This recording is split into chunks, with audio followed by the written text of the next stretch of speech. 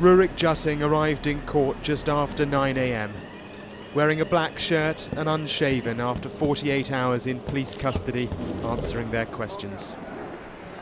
At his apartment in the city's Wan Chai district, forensics work continued into the evening. It's been a difficult investigation.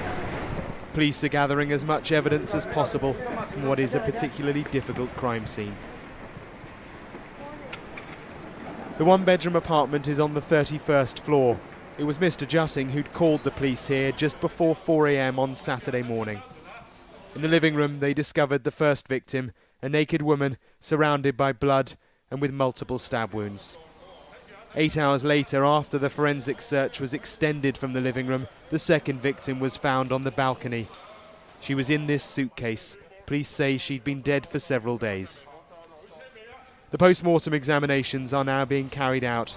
Both women are Indonesian. Around the corner is Hong Kong's red light district. This is where the two victims worked. Late into the night, we watched police going bar to bar as part of their investigation. The women we spoke to were reluctant to say much, but what's happened here has certainly shaken them. Queen Victoria. So many Indonesian women over there. We were directed to the Queen Victoria pub. Robert van der Bosch works here. He knew both the victims, one very well. She was in this bar hours before she died.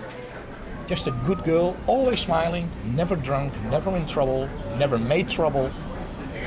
It's just a nice woman. It's not a girl anymore. The police thought she was 25, but she's 32, almost 33. So she's a young woman.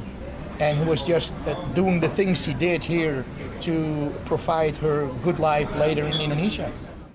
Mr. Jutting is a Cambridge graduate. He worked for Bank of America Merrill Lynch, first in London and then here.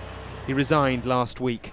He's been remanded in custody to reappear in court on November the 10th. Mark Stone, Sky News in Hong Kong.